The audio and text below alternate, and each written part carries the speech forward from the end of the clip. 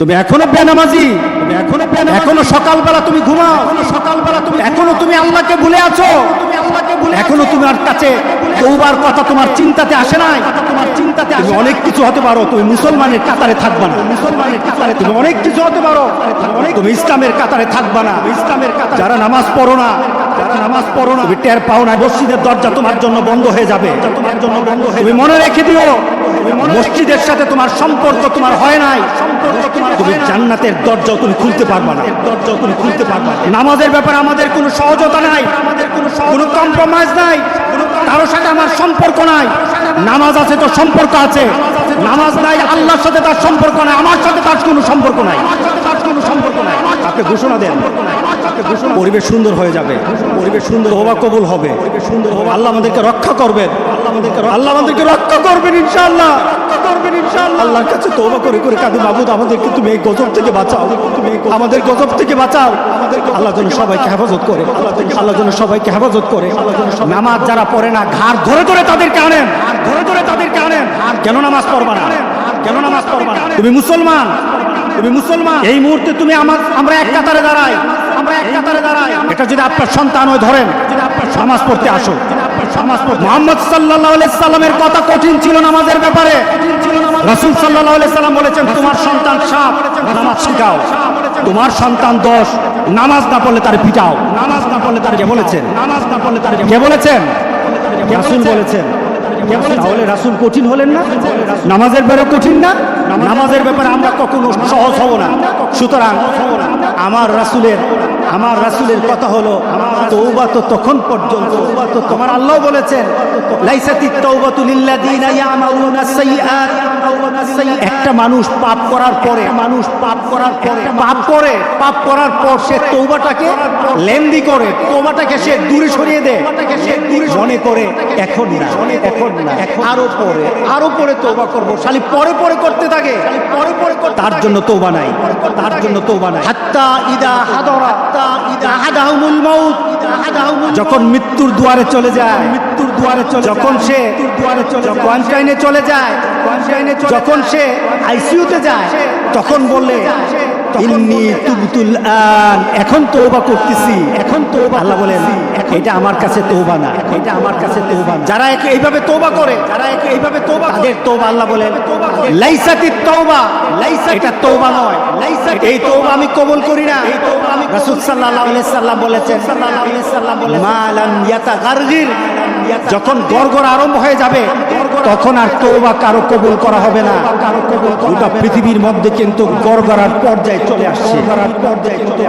এখনই আমাদেরকে ফিরে আসতে হবে, আপনাদেরকে একটা সুন্দর পরিবেশে চলতে হবে। যেটা বলা হয়েছে, আমাদের হাত পা মুখ এগুলি সবসময় আমরা ধোবো, আমরা একটু পরপর হাতগুলি ধোবো। আমরা যখন হাত ধুইতে যাব, আমরা হাত ধোবো না, আমরা উজু করে নেব। ঠিক না? আমরা কি করে নেব? উজু করে নেব। মোমেন কখনো কি থাকে না, নাপাক অবস্থায় থাকে না। কারণ আল্লাহ বলেছেন, যারা মুতাতাহিরিন, যারা পবিত্র থাকে, আল্লাহ বলেন আমি তারে ভালোবাসি। সুতরাং আমরা কি করব? হাত মুখ সবসময় ধোবো। এখন ধোয়াটা হবে আমাদের উজু। বাথরুম থেকে আসলেন উজু করবেন, যখন খাওয়া দাওয়াতে বলবেন হাত ভালো করে ধোবেন। আপনি নামাজ পড়বেন, 5 ওয়াক্ত নামাজ 5 বার আপনার জন্য উজু। আপনি যখন কোরআন তেলাওয়াত করবেন তখন উজু। আপনি চিন্তা করলেন এখন আমি একটু ইবাদত করবেন, উজু করে নেন। আপনার জন্য বারবার উজুর মাধ্যমে আল্লাহকে সন্তুষ্ট করার একটা পরিবেশ আপনার দেহের মধ্যে সৃষ্টি হয়ে যায়। আত্মার পবিত্রতা তওবা, দেহের পবিত্রতা হলো উজু। আল্লাহ যেন সবাইকে করার তৌফিক দান করে দেয়। দ্বিতীয়ত সফর বন্ধ করে দেন। এই বাড়িতে বেড়াতে যেতে হবে, ওই বাড়িতে যেতে হবে, বন্ধ করে দেন। এটা নাজায়েজের কিছু না, শরীয়ত বিরোধী কিছু না।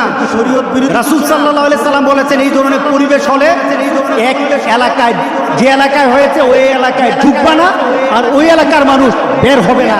এটা রাসূলের কথা। এখন মহামারী কোনো এলাকায় নাই, গোটা পৃথিবীতে হয়ে গেছে। বের করে যাবে না, ওই এলাকায় গেলে বাঁচা যাবে, মহামারী হবে না। এমন কোন জায়গা বাকি নাই, গোটা পৃথিবীর সবটাই এখন মহামারীর স্থান হয়ে গেছে। বাঁচতে হলে নিজেকে একটু কন্ট্রোল করে আল্লাহর কাছে সাহায্য চাইতে হবে। কার কাছে সাহায্য চাইতে হবে? আল্লাহর কাছে সাহায্য চাইতে হবে। দ্বিতীয়ত বাজারে দরকার আছে, বাজার আপনি যাবেন, তবে স্বভাব সুলভ বাজারে যাওয়া হবে না। স্বভাব সুলভ বাজারে যাবেন না। স্বভাব সুলভ কি? মন চায় বাজারে যান, মন চায় আড্ডা দেন, মন চায় চার সময় বসেন, মন চায় দোকানে গিয়ে বসে থাকেন, এটা আর হবে না। এটা আর হবে না। কি বলেন? একটা সুস্থতা পরিবেশ ফিরিয়ে আনতে হবে। পরিবেশ কি করতে হবে? আপনি আপনার ঘরেই থাকেন, আপনি আল্লাহর কাছে কাঁদেন, আপনি হেঁটে চড়ে, আপনি বাজারে আড্ডা দিয়ে, আপনি আরেক বাড়িতে গিয়ে আপনি তো তওবা করতে পারবেন না। আপনি ঘরের কোণে বসে থাকেন, আপনি দেখবেন চোখ দিয়ে পানি চলে আসবে, দেখবেন চোখ দিয়ে পানি চলে আসবে, দেখবেন চোখ দিয়ে পানি চলে। ফ্রান্স থেকে একটা ছেলে ফোন দিল আমাদের গ্রামে, আমাদের মাসুদ নামে, সে বলতেছে হুজুর আমাকে মাফ করে দিয়ে, হুজুর আমাকে মাফ করে। বাহির থেকে যতগুলো ফোন আসতেছে শুধু মাফ চায়, ফোন আসতেছে শুধু। আমি বললাম তোমরা আমাকে মাফ করে দিও, আমাদেরকে মাফ করে দিও, আমাদেরকে মাফ। হুজুর ঘরের মধ্যে আটকে আছি, ঘরের মধ্যে বের হতে পারি না, দরজাটা খুললে পুলিশ, দরজা করে বের হলে পুলিশ ধরে নেয়, বের হলে পুলিশ ধরে, ঘর থেকে বের হতে পারি না, ঘর থেকে বের হতে পারি না। একটা চিন্তার মধ্যে পড়ে গেছি, চিন্তার মধ্যে পড়ে গেছি। আমি চিন্তা করলাম এই যে মাপ চাওয়া, এই তওবা করা, একটা মানসিকতা সৃষ্টি হওয়া, ঘরের মধ্যে বসে থাকার কারণে সৃষ্টি হয়েছে। কারণে আপনি ঘরে বসে থাকেন, তওবা করেন আল্লাহর দরবারে, এত হাঁটাহাঁটি করবেন না। এটা বাংলাদেশ থেকে, বাংলাদেশ সরকার ওইটা আমাদেরকে বলতেছে, কিন্তু আমরা শুনছি না। দ্বিতীয়ত একটু আমরা সালাম বিনিময় করব। কি করব বলেন? বিনিময় করব। বলেন কি বিনিময় করব?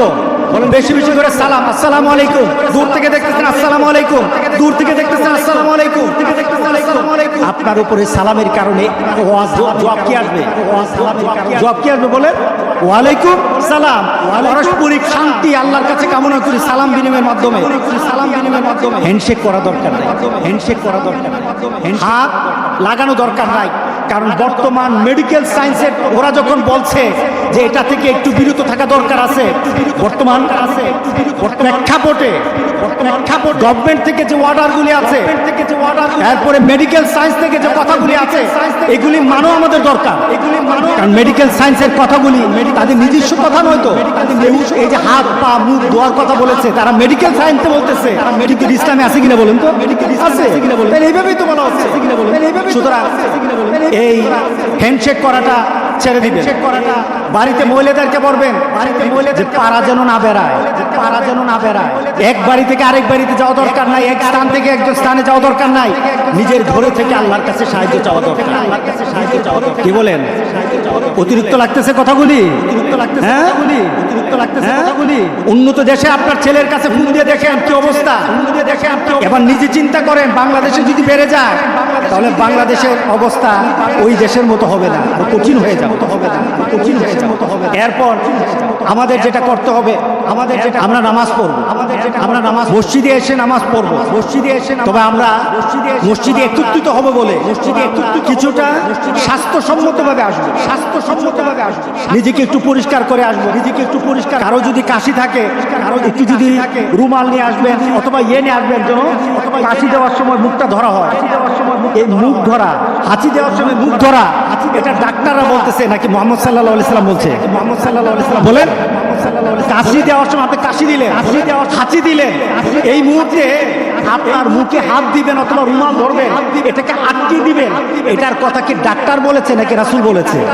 রাসূল বলেছে। আমার রাসূলের কথা, ডাক্তার বলেছে বলে মানবো তা নয়। আমি আমার রাসূলের কথা অনুযায়ী আমাকে আমল করতে হবে, ঠিক না? শুধু এখন নাকি সবসময়? সবসময় করতে হবে।